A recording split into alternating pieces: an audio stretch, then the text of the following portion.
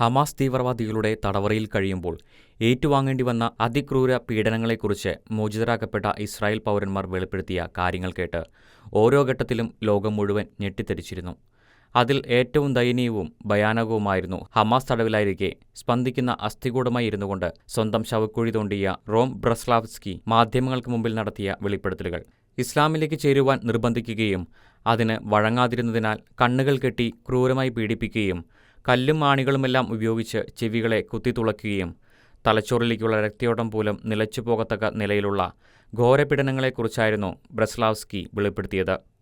ഇപ്പോഴിതാ അതിന് വെല്ലുന്ന വിധത്തിലുള്ള ഘോരപീഡനങ്ങളുടെ ചുരുളുകൾ നിവർത്തിവെച്ചുകൊണ്ട് മറ്റൊരു ബന്ദിയായിരുന്ന അലോൺ ഓഹൽ രംഗത്ത് വന്നിരിക്കുകയാണ്.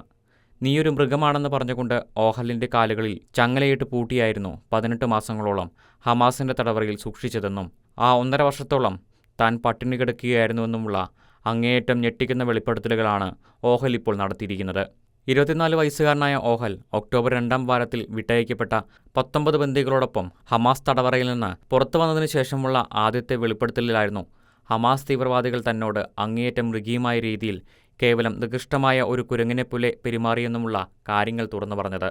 പട്ടി തിന്നുന്നത് പോലെ ആഹാരം കഴിക്കാൻ നിർബന്ധിക്കുകയും അങ്ങനെ ചെയ്യുമ്പോൾ നീ മനുഷ്യനല്ല, മറിച്ച് വെറുമൊരു മൃഗമാണെന്നാണ് തീവ്രവാദികൾ ആവർത്തിച്ച് പറഞ്ഞുകൊണ്ടിരുന്നത്.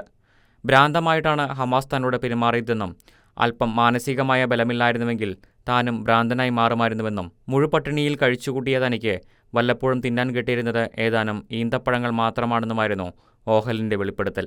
ജീവിക്കാനുള്ള തന്റെ ഇഷ്ടം ഒഴികെ ബാക്കിയെല്ലാം ഭീകരന്മാർ എടുത്തുവെന്നും ശാരീരിക പീഡനം പോലെ തന്നെ അതിക്രൂരമായ ലൈംഗിക പീഡനങ്ങൾക്കും ഓഹൽ ഹമാസിന്റെ തടവറയിൽ ഇരയായി. ഒരു ചാക്ക് ഉരുളക്കിഴങ്ങ് വലിച്ചെറിയുന്ന അതേ ലാഘവത്തോടെയാണ് തന്നെ ഒരു പിക്കപ്പ് ട്രക്കിലേക്ക് വലിച്ചെറിഞ്ഞത്. മുഖത്തും ശരീരത്തിലും പരിക്കേറ്റ താൻ ഗാസയിലെ ഒരു ആശുപത്രിയിലെത്തിയെന്നും അവിടെ ശത്രുക്കളായ ജനക്കൂട്ടം തന്നെ നേരിട്ടെന്നും മനുഷ്യത്വരഹിതമായ സാഹചര്യങ്ങളിൽ തരിപ്പിക്കുകയോ ലോക്കൽ അനസ്തേഷ്യ പോലുമോ കൊടുക്കാതെ ശസ്ത്രക്രിയ നടത്തുന്നത് കാണുകയും ചെയ്തെന്നുമാണ് അലോണിന്റെ നടുക്കുന്ന വെളിപ്പെടുത്തൽ. താനും അത്തരമൊരു ശസ്ത്രക്രിയയ്ക്ക് വിധേയനായ കാര്യവും ഓഹൽ വെളിപ്പെടുത്തി.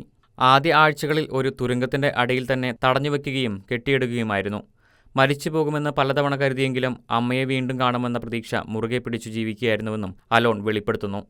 നിങ്ങൾ എപ്പോഴും പട്ടിണി കിടക്കണമെന്നും അങ്ങനെ ചെയ്താൽ ശരീരവേദന അനുഭവിക്കാൻ ശീലിക്കുമെന്നും അതിനായി മണിക്കൂറുകളോളം ഒരു ശവം പോലെ കിടന്നുവെന്നും എല്ലാ ശക്തിയും ക്ഷയിച്ച ഘട്ടത്തിൽ കരഞ്ഞുകൊള്ളൂ, പക്ഷേ പ്രതീക്ഷ കൈവിടരുതെന്ന് തന്റെ സഹതടവുകാരനായ ഏലി പറയുമായിരുന്നുവെന്നും അത് തനിക്ക് ശക്തി തന്നെന്നും ഓഹൽ കൂട്ടിച്ചേർത്തു.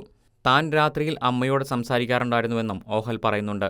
ആ ആത്മബന്ധത്തെ ശരിവെക്കുന്നതാണ് കഴിഞ്ഞ വർഷം ഓഹലിന്റെ അമ്മയായ ഈഡിത്ത് ഓഹൽ ജീവനോടെ പിടിക്കപ്പെട്ടതുകൊണ്ടാണ് തന്റെ മകൻ ജീവിച്ചിരിക്കുന്നതെന്ന് എനിക്കറിയാമെന്നും പറഞ്ഞത്. മികവുറ്റ ഒരു സംഗീതജ്ഞനും പിയാനോ വാദകനുമായിരുന്ന അലോൺ ഓഹലിനെ നോവ സംഗീതോത്സവത്തിൽ നിന്ന് രക്ഷപ്പെടുന്നതിനിടെയാണ് ഹമാസ് തീവ്രവാദികൾ തട്ടിക്കൊണ്ടുപോയത്. അലോൺ ഹമാസ് തടവറയിൽ സുരക്ഷിതനായി ഇരിപ്പുണ്ട് എന്ന പ്രത്യാശയിൽ സംഗീതം അവന്റെ ജീവനാണ്, അതിലൂടെ തന്നെയാണ് അവൻ കടന്നുപോകുന്നതെന്ന് പറഞ്ഞുകൊണ്ട് അലോണിന് വേണ്ടി മ്യൂസിക് കൺസേർട്ട് നടത്താനും ആ അമ്മ മറന്നില്ല. ഏതായാലും ആ അമ്മയുടെ പ്രതീക്ഷയും പ്രത്യാശയും വെറുതെയായില്ല. ഒക്ടോബറിൽ ആ അമ്മയുടെ മകൻ അവരുടെ അടുത്തെത്തുകയും ചെയ്തു.